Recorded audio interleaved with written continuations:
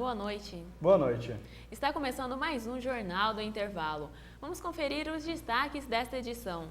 Depois de sofrer um acidente de trânsito, quais são as sequelas físicas e psicológicas da vítima? Vamos ver em uma reportagem especial sobre o tema.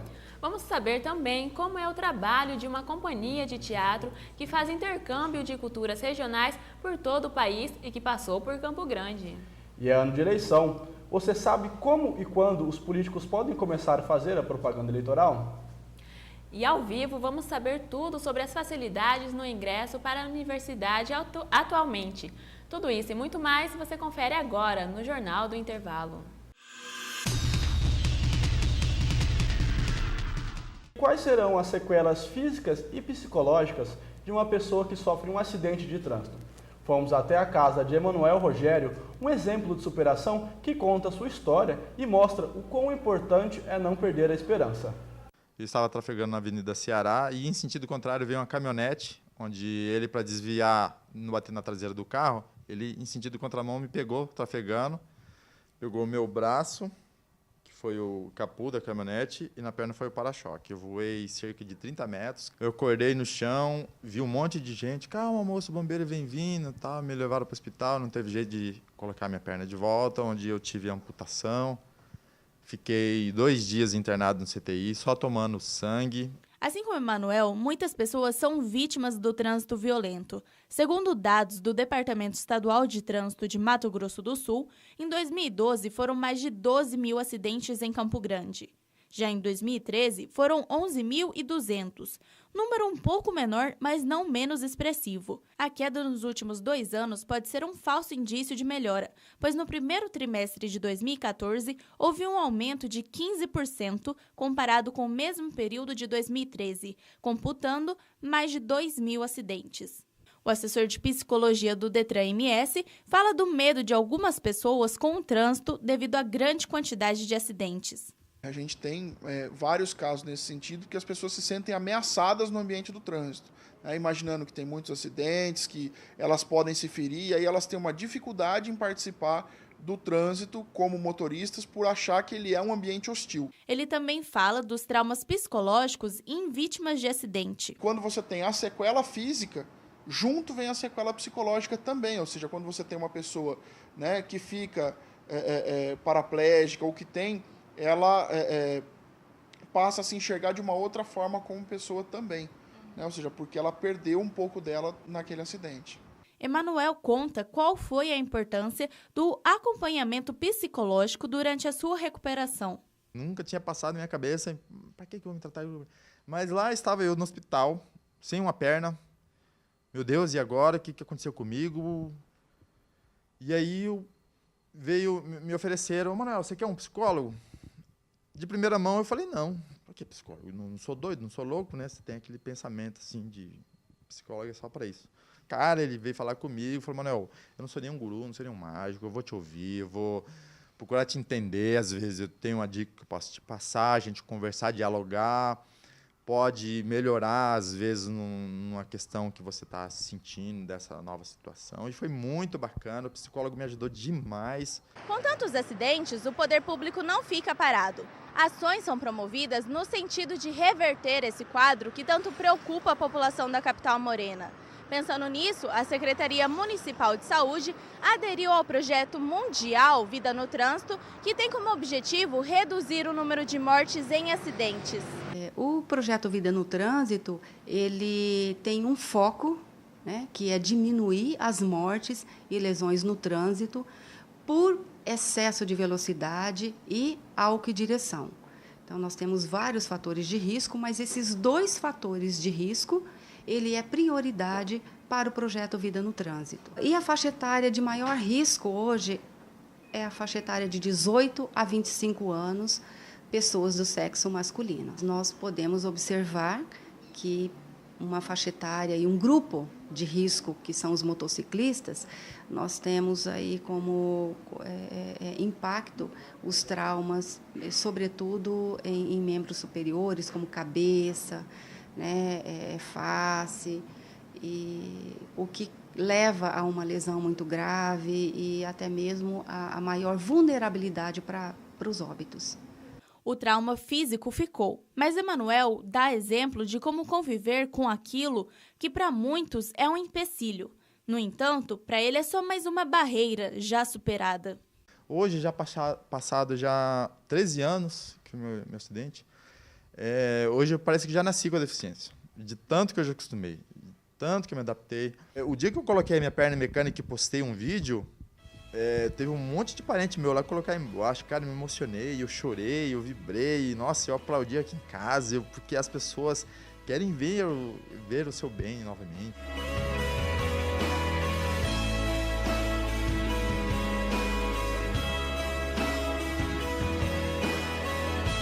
Essa cultura da população em relação à bebida e direção, a excesso de velocidade, a imprudências no trânsito, essa cultura precisa ser mudada para que a gente tenha mais vidas preservadas. Lucas, você sabe o que a mistura entre Mato Grosso do Sul e a Bahia pode resultar? Sei sim, Stephanie, é o teatro.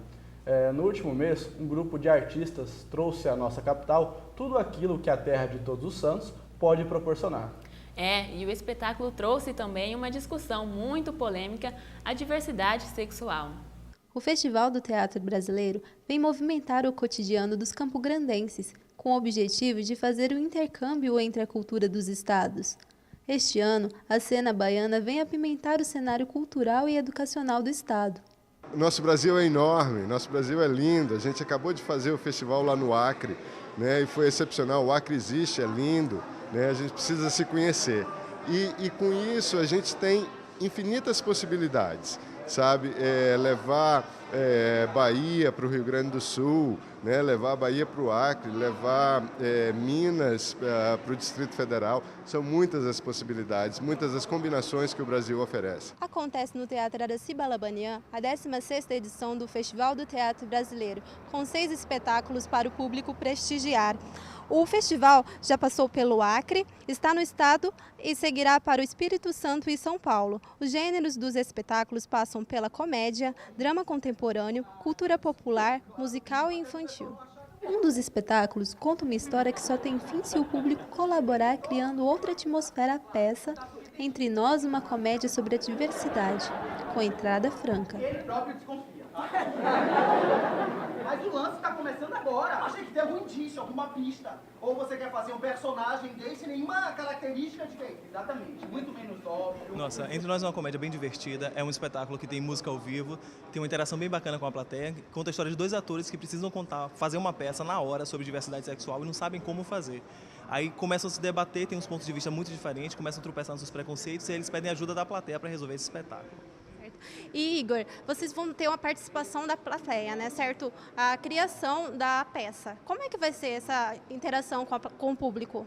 Bem, a gente está bem animado de estar aqui no Mato Grosso do Sul. É a primeira vez que a gente vem para cá, que o espetáculo vem. E o espetáculo realmente é uma espécie de peça-debate, que ele acontece assim, enquanto os atores têm que fazer a peça, a plateia também participa em decidir o final desse espetáculo. Então, a gente interpreta 13 personagens e a plateia decide como é que vai ser o final desse espetáculo. A peça já ganhou reconhecimento com o prêmio Braskem de Teatro em 3 categorias: Melhor Espetáculo, Melhor Ator e Melhor Texto. A gente fez a peça justamente pensando nos clichês, no que a gente está acostumado a ouvir na rua, justamente o que o público está acostumado a ouvir e falar, é justamente o que a gente trata na peça. Então, a gente espera que seja um debate bem interessante. Assim.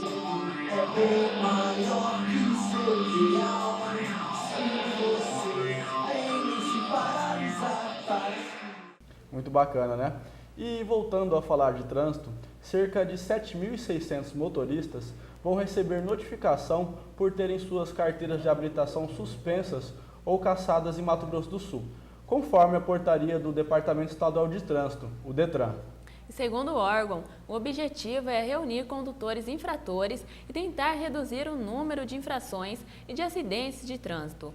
Nas portarias do DETRAN constam 7.048 notificações de suspensão por acúmulo de pontuação ou de infrações de suspensão automática e 635 cassações ou cancelamento de CNH. Os condutores notificados têm até 30 dias após o recebimento da correspondência para recorrer. Caso não haja o recebimento da notificação, mas o nome constar na lista, o mesmo deve procurar uma agência do Detran aqui em Mato Grosso do Sul. Lá, os motoristas protocolam o recurso ou entregam a CNH. Após esse processo, será necessário cumprir um curso de reciclagem disponível no órgão. Quem for flagrado dirigindo com a carteira de habilitação suspensa poderá ter documento cassado. E no próximo bloco, vamos conhecer as regras para os candidatos das eleições deste ano começarem as propagandas eleitorais.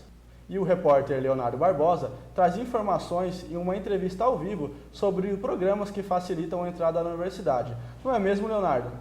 É isso aí, Lucas. Nós estamos aqui no pátio da Universidade Anhanguera Uniderp agora e daqui a pouco, se você quer conferir um pouco mais sobre esses benefícios, esses programas para você que quer ingressar na universidade, não saia daí.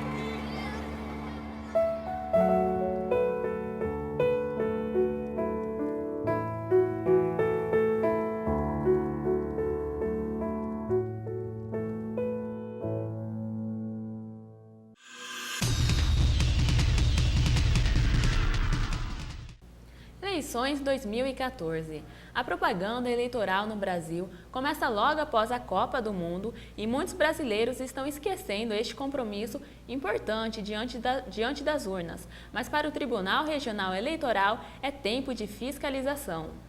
Em outubro de 2014, o Brasil passará por novas eleições gerais, que deverá decidir o nome dos ocupantes dos cargos de presidente, governador, senador, deputado federal e deputado estadual em todo o território nacional.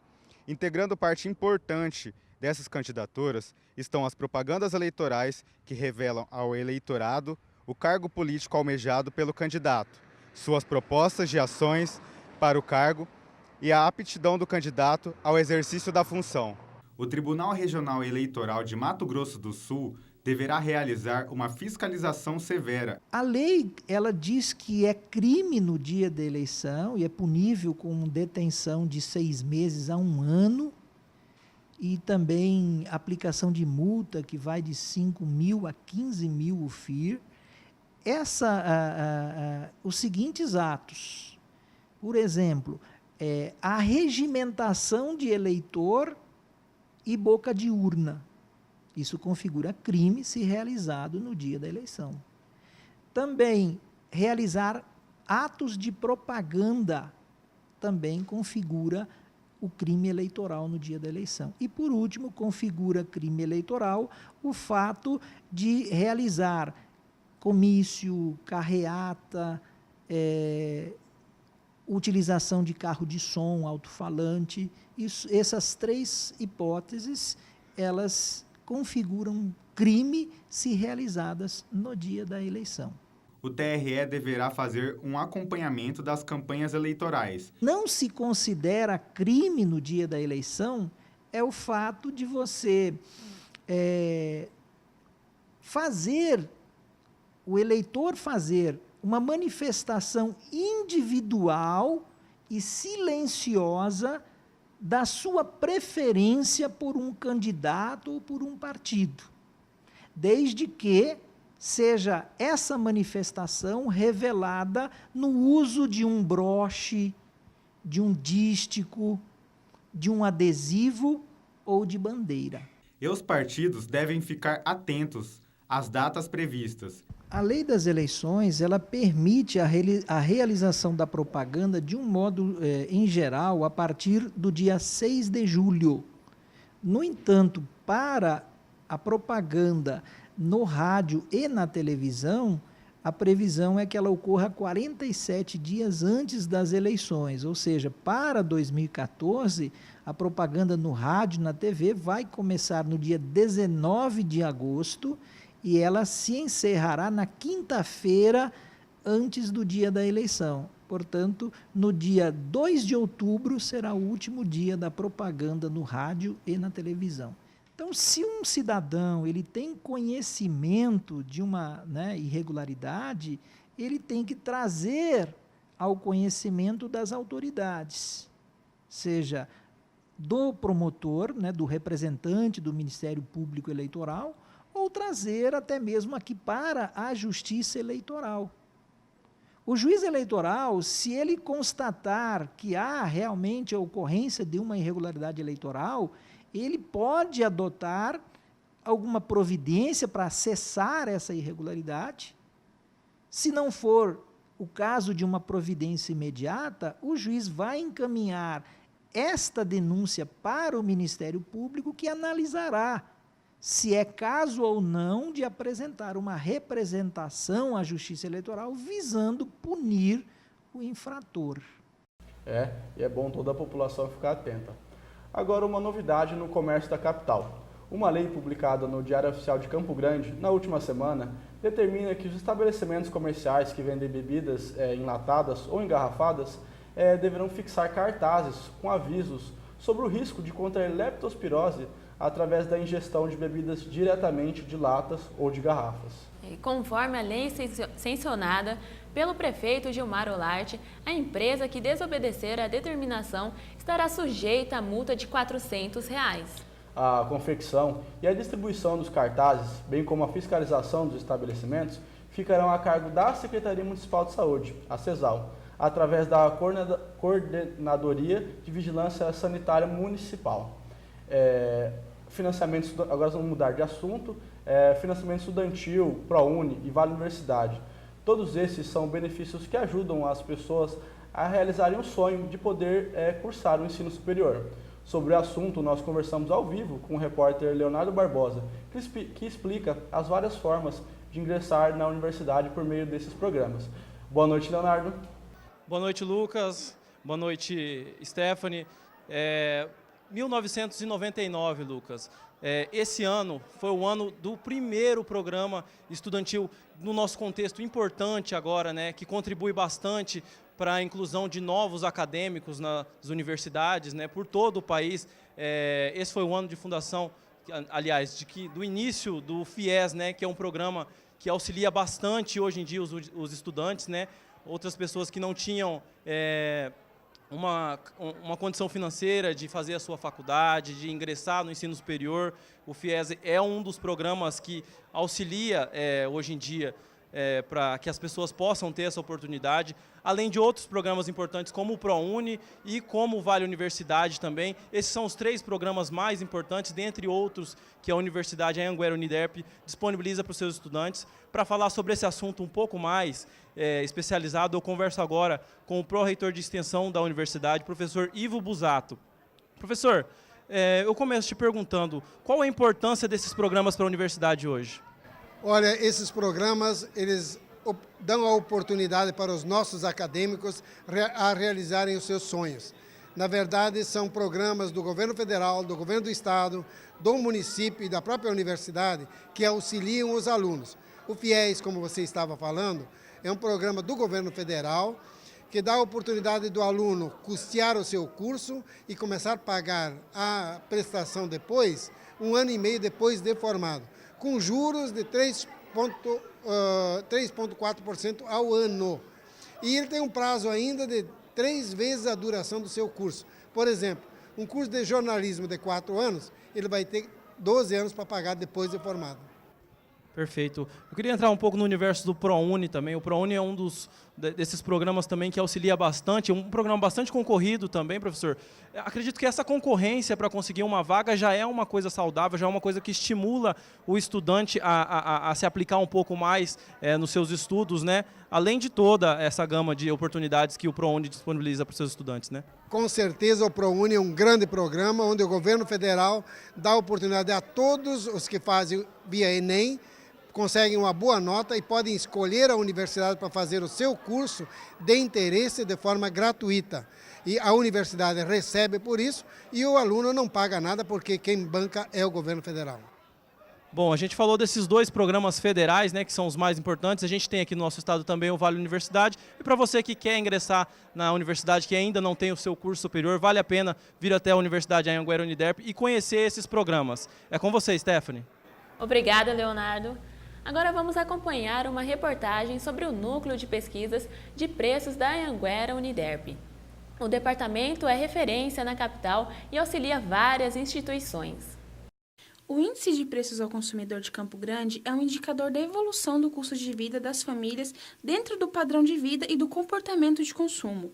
O índice busca medir o nível de variação dos preços mensais do consumo de bens a partir da comparação da situação do mês atual em comparação ao mês anterior. Segundo o professor e pesquisador José Francisco Reis Neto, o IPC é importante para mensurar o poder de aquisição do consumidor. O IPC ele é um elemento bastante interessante porque nós pesquisamos da ordem de 2.700 preços e isso retrata como é que está indo a economia de Campo Grande e como é que está o poder aquisitivo do consumidor quando há um aumento de preços muito significativos e aí ele então tem a possibilidade de fazer alterações na sua capacidade de gasto.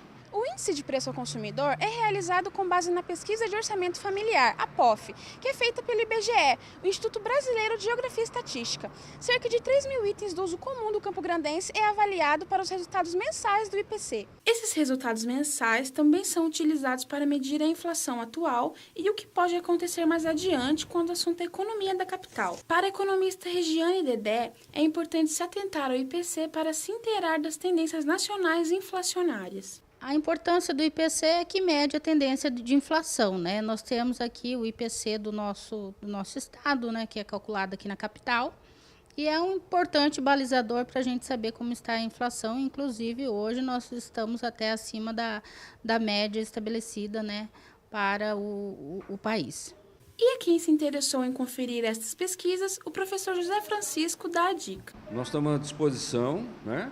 Assim como a mídia, por exemplo, escrita, televisionada, tem nos procurado para alguns detalhes, quando tem variação de preço de carne, de gasolina, para a gente comentar alguma coisa. Independente disso, no nosso site da Uniderp, nós temos todos os boletins que nós emitimos mês a mês. E o Jornal do Intervalo vai ficando por aqui. Obrigado pela audiência e até a próxima. Boa noite e até mais.